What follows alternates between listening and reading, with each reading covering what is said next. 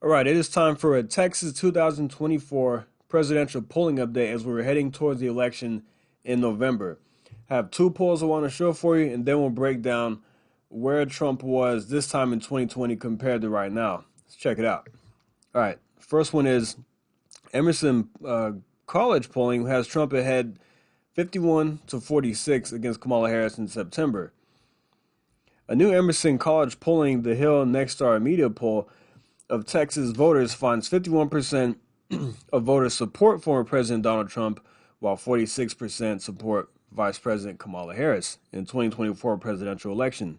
3% undecided, and when voters ask whom they're leaning towards, 52 are for Trump and 47% for Harris. Since early September, Emerson, Texas poll, Trump support has increased by 1 point, while Harris has held at 46%. Let's break it down by demographics. Hispanic voters in Texas break for Harris 54% to 41%. Black voters 87 to 8%, while white voters break for Trump 64 to 33%. Among Hispanic voters, Harris has more support among women, 62%, than men, 46%. Overall, gender divide finds women break for Harris by 6, while men break for Trump by 19. Now it says 51% expect Trump to win, 49% expect Harris to win. And when you look at favorability, 46% view Kamala Harris favorable and 54% unfavorably. But Trump is actually doing better in that aspect with 50% favorable and not favorable. That's actually pretty big because Trump has hit that 50% mark. Half of the voters approve, have a good, he's likable. 51% have 50% have a favorable view of him, and that's actually pretty significant in my opinion. Now, when we go to the Senate, Ted Cruz is ahead by 4%. That may not seem like a lot. I'll get into that in a little bit. I do think that Trump is going to perform better in Texas than Ted Cruz because Ted Cruz is a very polarizing figure. He is. You saw in 2018 with the battle against Beto. He won that by 2.6 percentage points, but I think Trump will carry Ted Cruz to a pretty decent victory. Let's keep going. A majority of Texas voters, 56%, disapprove of the job Joe Biden is doing as president, while 35% approve. 46% approve of Governor Greg Abbott, while 44% disapprove. That's big because, of course, this is the Biden-Harris regime.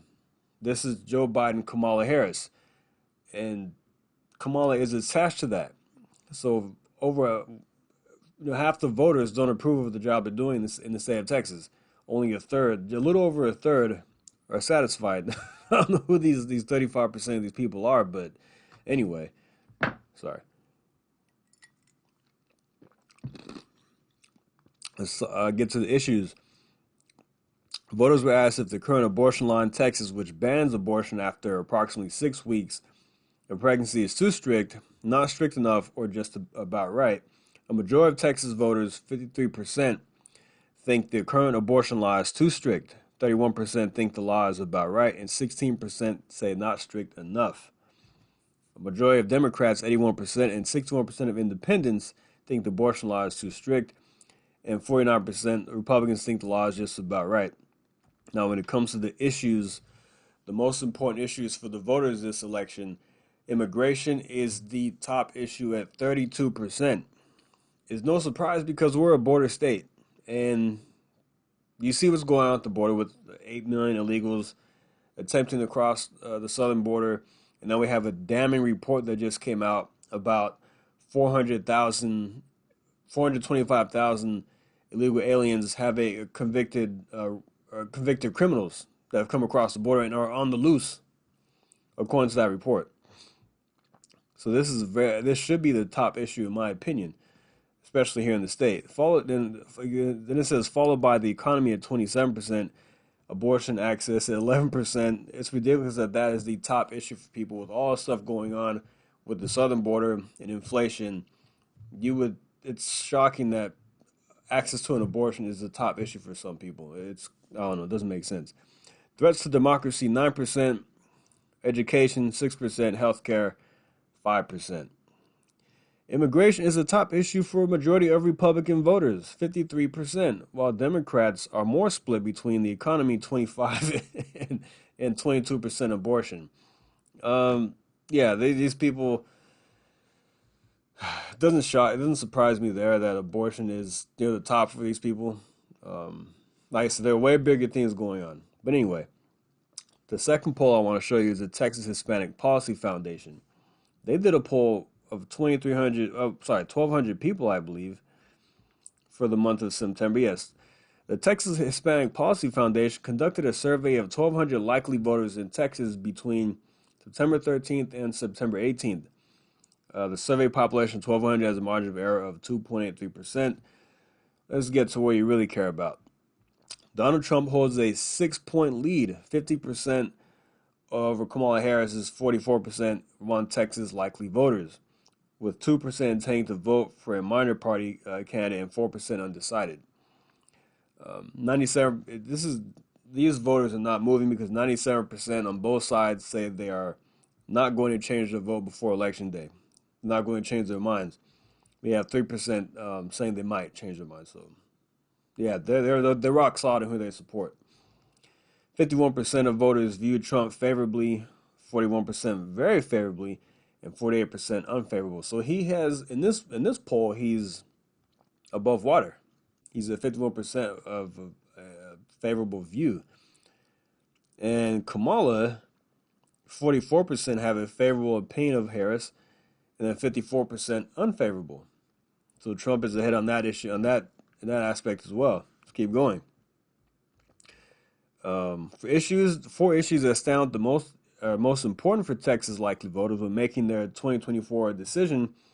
30% citing the economy as the most important issue, with 23 being the future of democracy, and 20% immigration and border security, and 13% reproductive rights.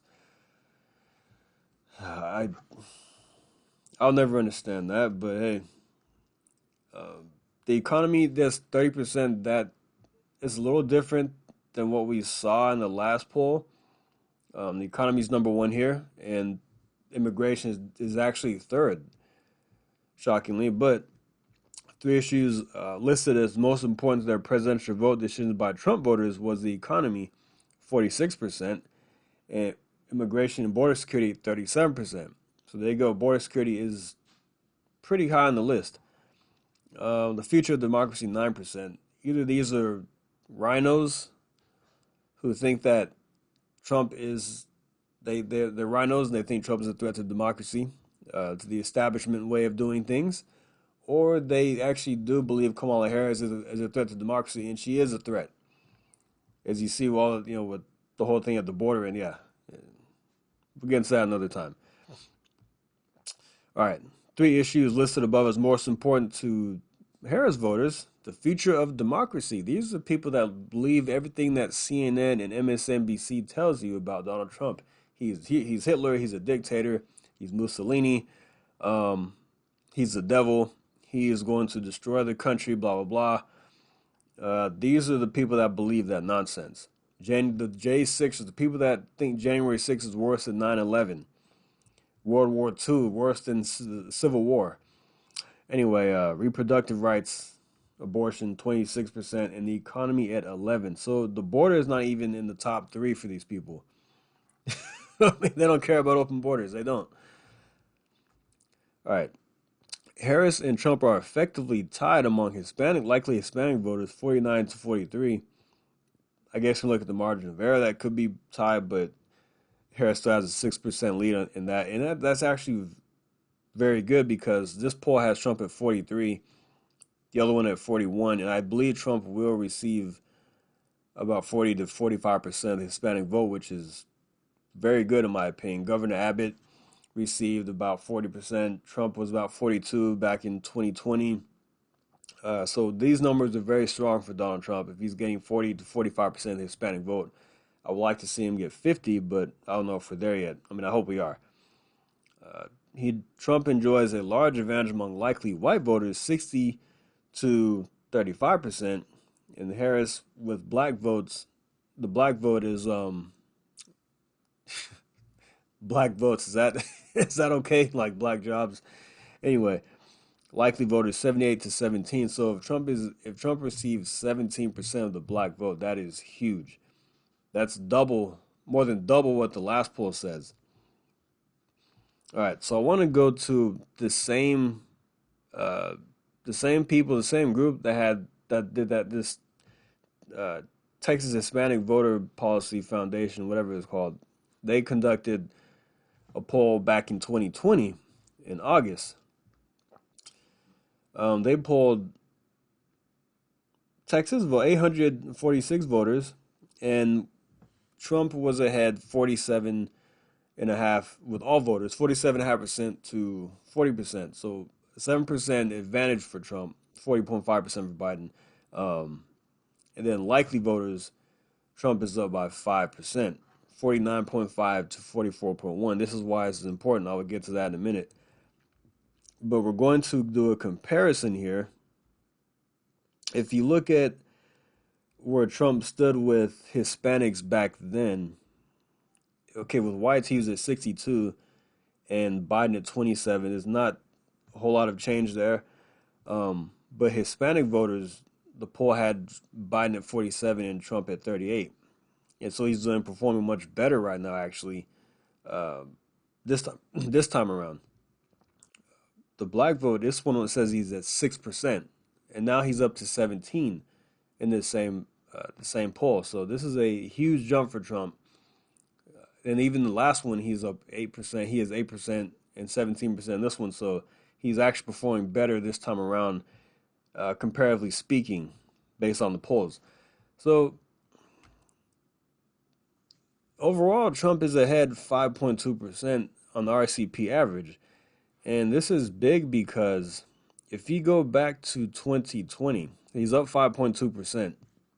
But if you go back to 2020, the polling average only had Trump ahead by 1.3% compared to Biden. And he won by almost six. He won by 650,000 votes in the state of Texas. And he overperformed. He overperformed by a few percentage points.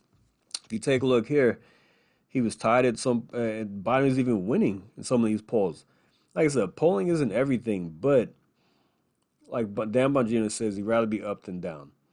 And I predict that Trump will win by the same amount, by the same margin he won, if I can find it here, as he did in, there you go, 2016.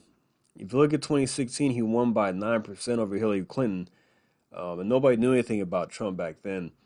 And 2020 was a very polarizing election. You had Zuck Bucks flying to Texas, and I read that it shifted about 200,000 votes towards Joe Biden, and Trump still won by almost 6% in the state. Um, but I think he'll win by the same amount as he did back in 2016 against Hillary. I'm predicting about 750,000 to 900,000 votes. 8 to 10% is my where I think he'll finish off, and I think Ted Cruz will get about 5 to 7%. Uh, Ted Cruz is in they're coming after him pretty hard. They always come after Ted Cruz extremely hard around election time because they want to take that seat. But he'll ride Donald Trump's coattails to victory, in my opinion.